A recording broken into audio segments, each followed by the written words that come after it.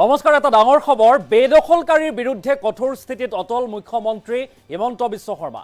আইন আদালত মানি আমি উচ্ছেদ চলাই গৈ আছো।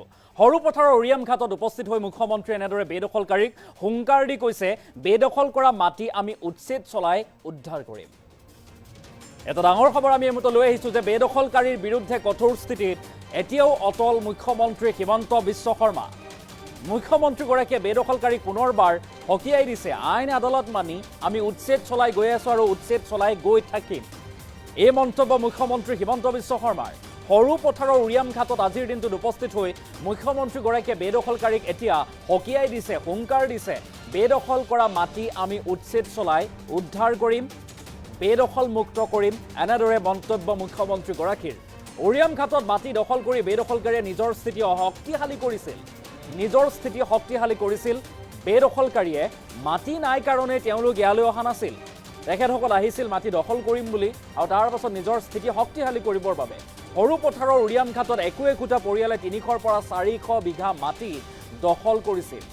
আৰু উৰিয়াম ঘাটৰ উচ্ছেদস্থলী পৰিদৰ্শন কৰি এই মন্তব্য আগবঢ়াইছে মুখ্যমন্ত্ৰী হিমন্ত বিশ্ব শৰ্মাই। আইন মানি উচ্ছেদ চলাই গৈ আছো বুলি উল্লেখ কৰিছে আৰু এই উচ্ছেদ অভিযান অধিক তীব্ৰতৰ হ'ব। ভিন্ন স্থানত উচ্ছেদ চলি গৈ থাকিব বুলি এতিয়া বেদখলকাৰীৰ বিৰুদ্ধে কঠোৰ স্থিতিত অটল মুখ্যমন্ত্ৰী হিমন্ত বিশ্ব শৰ্মা। আইন আদালত মানি আমি উচ্ছেদ চলাই গৈ আছো। সৰুপথাৰৰ উৰিয়াম ঘাটত যি উচ্ছেদ চলোৱা হৈছে আৰু তাৰ পিছত অন্য স্থানতো, অসমৰ আন কেইবাটাও স্থানতো চলিব উচ্ছেদ।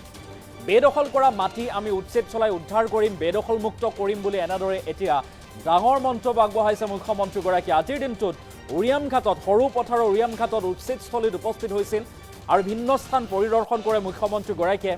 শ বিঘা মাটি, হাজাৰ বিঘা মাটি বেদখলকাৰীৰ কবলত আছিল আৰু মুখ্যমন্ত্ৰীগৰাকীয়ে কৈছে যে একোটা পৰিয়ালে, সেই স্থানৰ একোটা পৰিয়ালে, কেৱল মাত্ৰ এটা পৰিয়ালেই 300 পৰা 400কৈ বিঘা মাটি নিজৰ নামত বা দখল কৰিবলৈ চেষ্টা কৰিছিল। তেখেতসকলে মাটি নাই কাৰণে অন্য স্থানৰ পৰা ইয়ালৈ অহা নাছিল। তেখেতসকলে দখল কৰি নিজৰ স্থিতি শক্তিশালী কৰিব বিচাৰিছিল, এক ষড়যন্ত্ৰ কৰিবলৈ চেষ্টা কৰিছিল বুলিও ডাঙৰ মন্তব্য আগবঢ়াইছে মুখ্যমন্ত্ৰী হিমন্ত বিশ্ব শৰ্মাই। মন্তব্য আছে, কি কৈছিল মুখ্যমন্ত্ৰীগৰাকীয়ে, মন্তব্য আগবঢ়াইছে। এই সমগ্ৰ অঞ্চলটোত হাজাৰ বিঘা মাটি খুব কম সংখ্যক পৰিয়ালে দখল কৰি বেচিকেলি এখন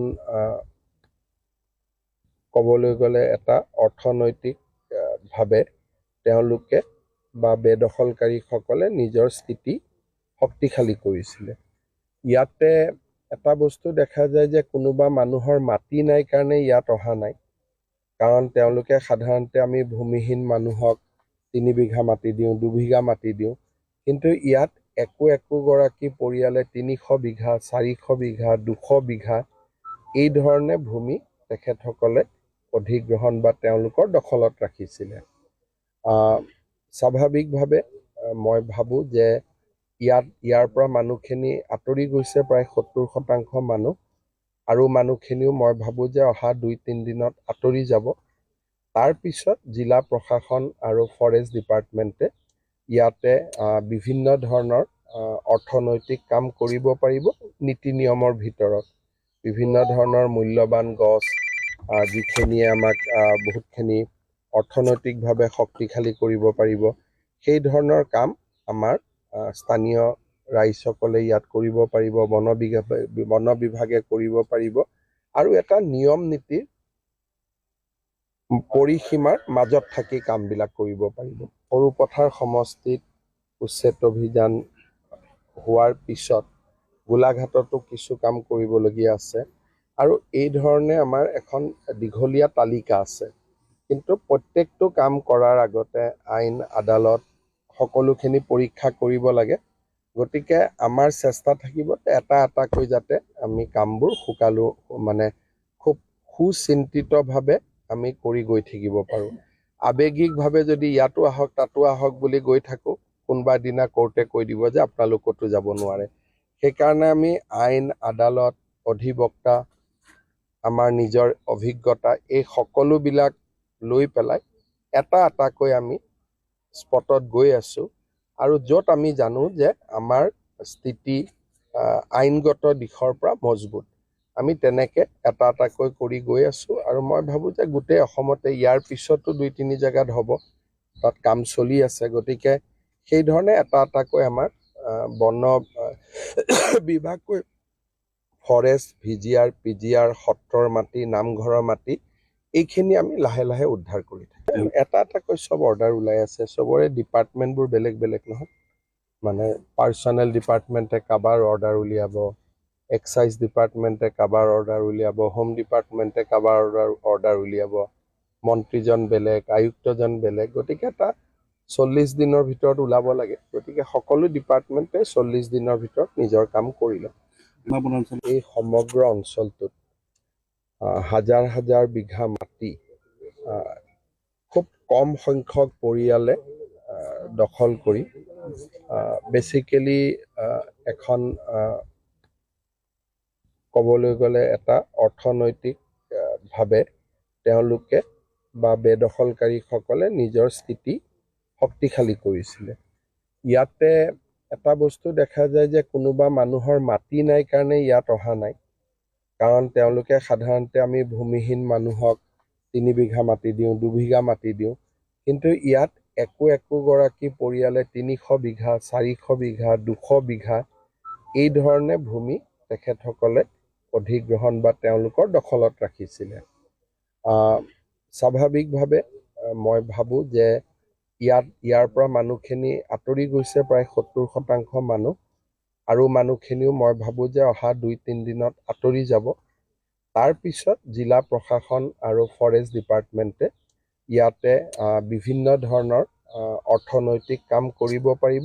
নীতি নিয়মৰ ভিতৰত বিভিন্ন ধৰণৰ মূল্যৱান গছ যিখিনিয়ে আমাক বহুতখিনি অৰ্থনৈতিকভাৱে শক্তিশালী কৰিব পাৰিব, সেই ধৰণৰ কাম আমাৰ স্থানীয় ৰাইজসকলে ইয়াত কৰিব পাৰিব, বন বিভাগে কৰিব পাৰিব, আৰু এটা নিয়ম নীতিৰ পৰিসীমাৰ মাজত থাকি কামবিলাক কৰিব পাৰিব। সৰুপথাৰ সমষ্টিত উচ্ছেদ অভিযান হোৱাৰ পিছত গোলাঘাটতো কিছু কাম কৰিবলগীয়া আছে, আৰু এই ধৰণে আমাৰ এখন দীঘলীয়া তালিকা আছে। কিন্তু প্ৰত্যেকটো কাম কৰাৰ আগতে আইন আদালত সকলোখিনি পৰীক্ষা কৰিব লাগে। গতিকে আমাৰ চেষ্টা থাকিব এটা এটাকৈ যাতে আমি কামবোৰ খুব সুচিন্তিতভাৱে আমি কৰি গৈ থাকিব পাৰোঁ। আৱেগিকভাৱে যদি ইয়াতো আহক তাতো আহক বুলি গৈ থাকোঁ, কোনোবা দিনা কোৰ্টে কৈ দিব যে আপোনালোক ক'তো যাব নোৱাৰে।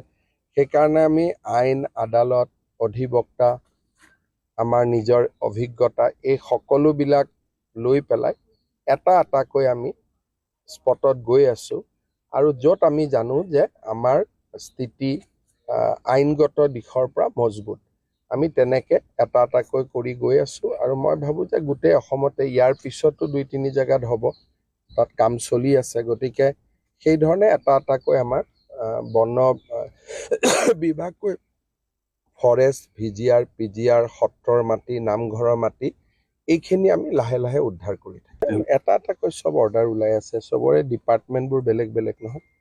মানে পাৰ্চনেল ডিপাৰ্টমেণ্টে কাবাৰ অৰ্ডাৰ উলিয়াব, এক্সাইজ ডিপাৰ্টমেণ্টে কাবাৰ অৰ্ডাৰ উলিয়াব, হোম ডিপাৰ্টমেণ্টে কাবাৰ অৰ্ডাৰ উলিয়াব, মন্ত্ৰীজন বেলেগ, আয়ুক্তজন বেলেগ। গতিকে এটা 40 দিনৰ ভিতৰত ওলাব লাগে। গতিকে সকলো ডিপাৰ্টমেণ্টে 40 দিনৰ ভিতৰত নিজৰ কাম কৰিলে।